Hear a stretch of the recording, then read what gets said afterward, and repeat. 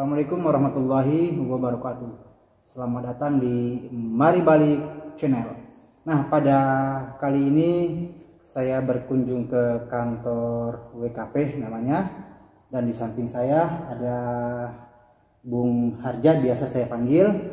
Beliau adalah Kabid Humas Yayasan Pondok Pesantren Hidayatullah Balikpapan. Ya.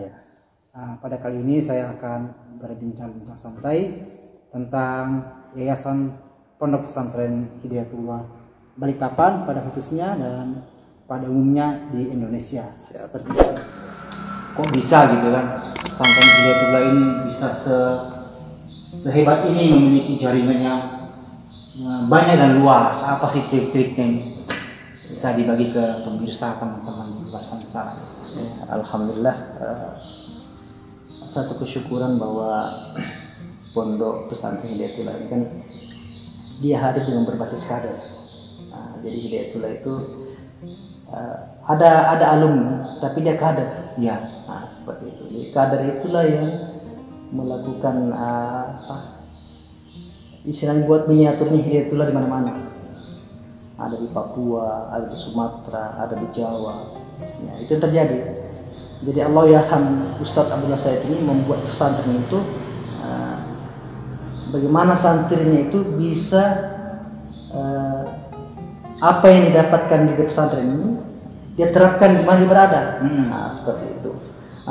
Sekalipun sebenarnya Hidayatullah itu tidak masih tinggal di sini, ya dimanapun dia berada, dia tetap berpikir bagaimana bisa menegakkan agama Allah dengan bingkai NKRI, Negara Kesatuan Republik Indonesia. Kita tidak bisa, Pak. Jadi Hidayatullah ini hadir, ya Hidayatullah ini hadir dalam rangka turut membantu pemerintah dalam hal moral, dalam hal sosial, ya, ada hal pendidikan seperti itu.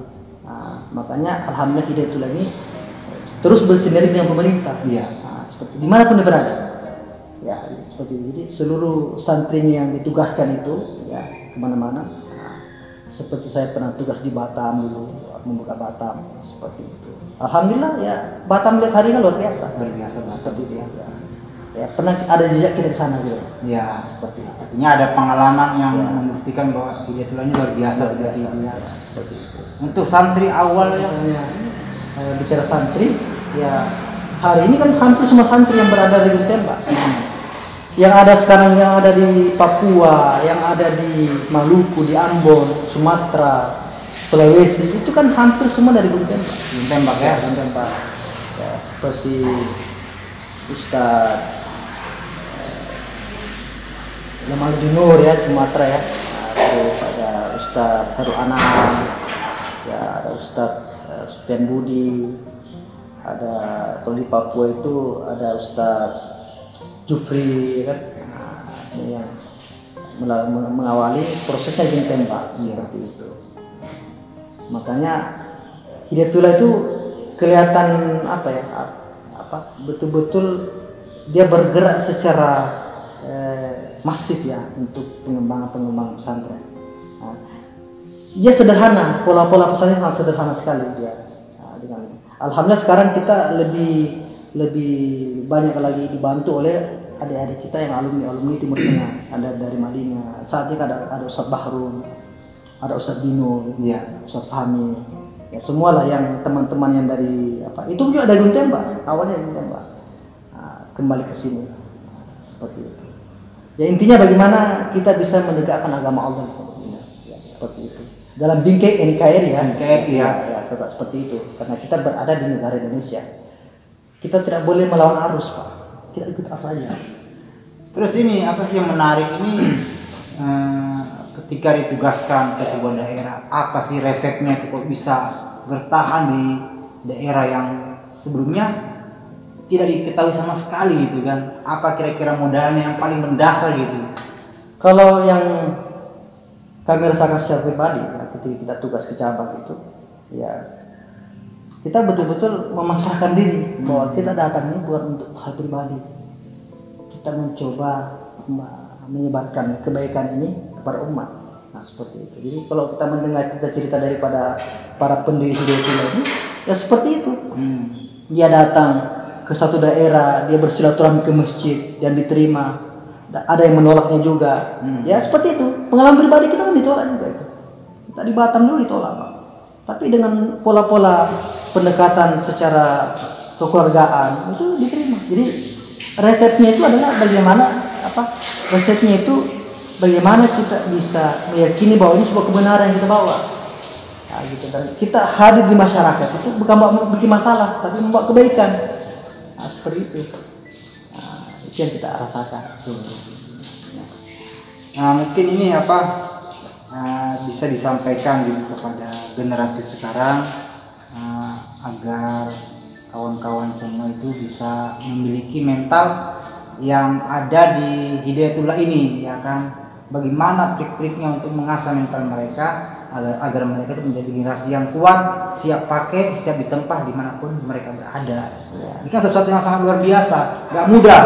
Yang nggak mudah kita membangun sebuah jaringan itu kan dengan modal yang seperti disampaikan oleh Kanda Hardi tadi. Ya, kalau disampaikan oleh teman. Ya, jadi buat teman-teman adik-adikku tersayang generasi muda Hidayatullah, ya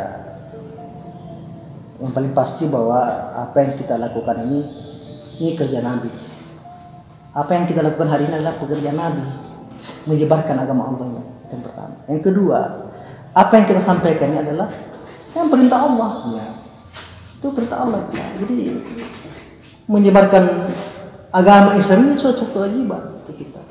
Di mana kita berada. Jadi kita harus semangat, jangan ada hal-hal yang membuat kita kendor. Ya. Karena ini akan kita wariskan.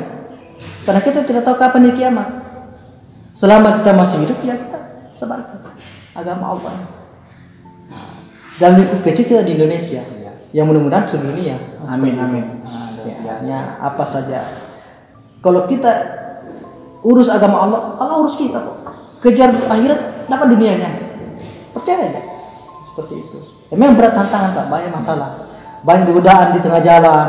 Kita ketemu godaan ini, banyak sekali godaan. Tapi asalkan kita istiqomah lillahi ta'ala, insya Allah ya, kita akan bisa mendapatkan kebaikan dunia dan akhirat. Ya, apa sih kita mau cari? Nah, kita mau mati semua, ya kan? Seperti itu. Jadi buat adik-adikku ya tetap semangat ya. Semoga apa yang kita rencanakan ini untuk kebaikan dunia dan akhirat. Amin. Nah, seperti itu. Terus ini Hidayatullah ini sudah berapa lama berdiri dan terus berkembang? Hidayatullah itu milad terakhir itu kan 45 tahun ya. 45 tahun. Ya, mungkin sekarang itu sudah masuk ke usia 55 ya. 50 ya. Karena milad terakhir di Unten kan 45 tahun. Itu mungkin sebulan berapa itu? Tahun 2019 ya. Itu jadi artinya Hidayatullah ini sudah berkiprah setengah abad pada bangsa ya, berkiprah untuk negara Indonesia Republik kita ini. Jadi sudah cukup luar biasa warisan Allah Yahran Ustaz Abdullah Said.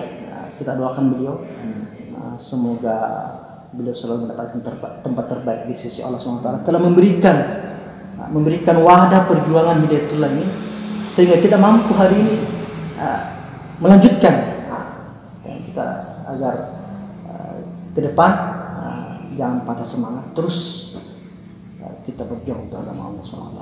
Amin. Seperti itu. Kalau saya lihat ini ada berapa cabang sudah ini dari Sabang sampai Merauke. Kalau DPW kan sudah pasti 34 ya, sudah pasti karena sesuai dengan